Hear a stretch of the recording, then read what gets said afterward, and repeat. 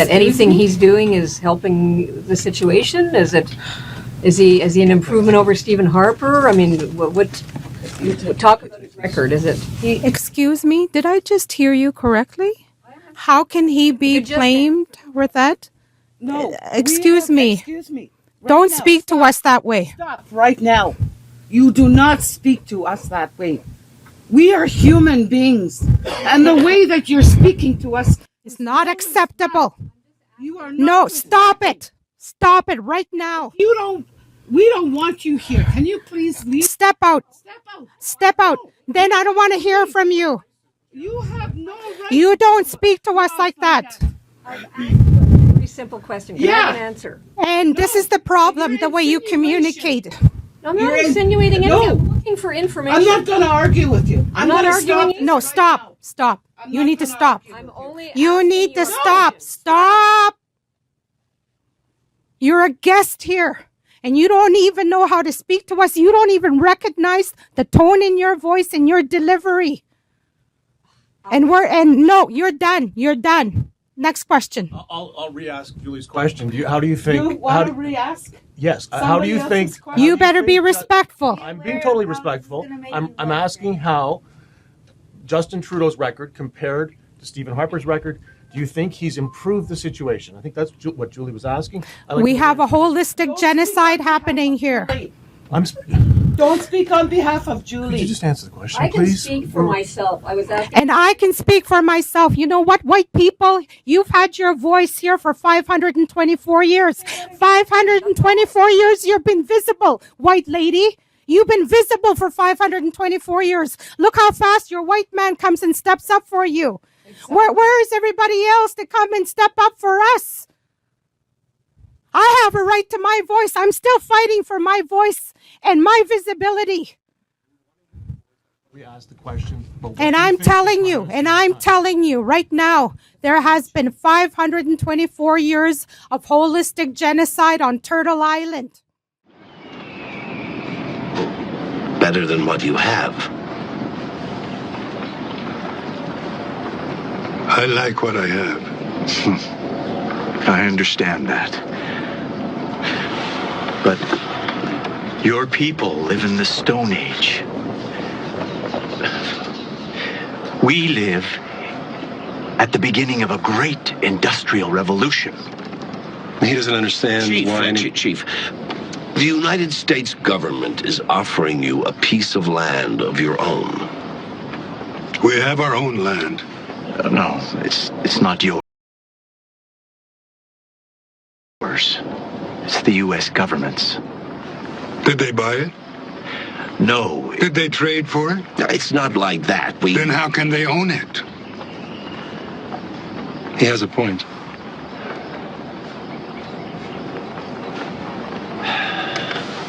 If you accept our offer, you won't have to hunt buffalo anymore or roam the prairie.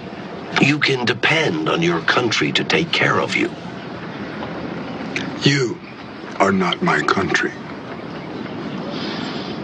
We will give you everything you need if you will just submit to living on a reservation.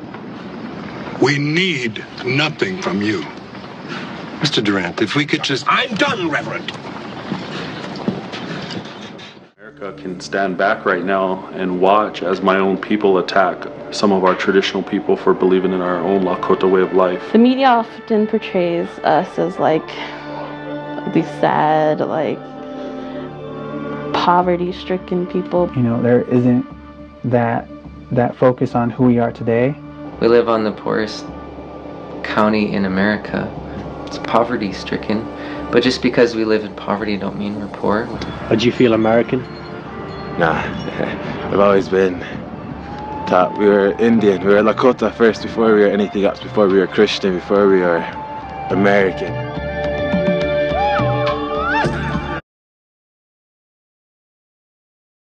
Few hours from here.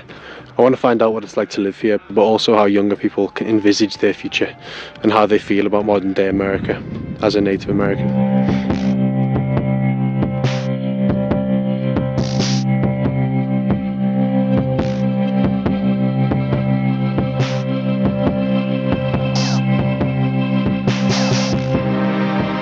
around here it's kind of hard because all the drugs and alcohol. So it's a very hard place to grow up in a lot of ways. The majority of people that are working on the res, you either work at the tribal office or IHS. Not much to do around here. And when you do find something to do, you usually have to travel 20 miles or so longer. There's a lot of suicides and that kind of stuff. People lose hope and they feel maybe oppressed. We've all fallen as teenagers around here, and we've all experimented with alcohol and things. It's really sad to have alcohol here.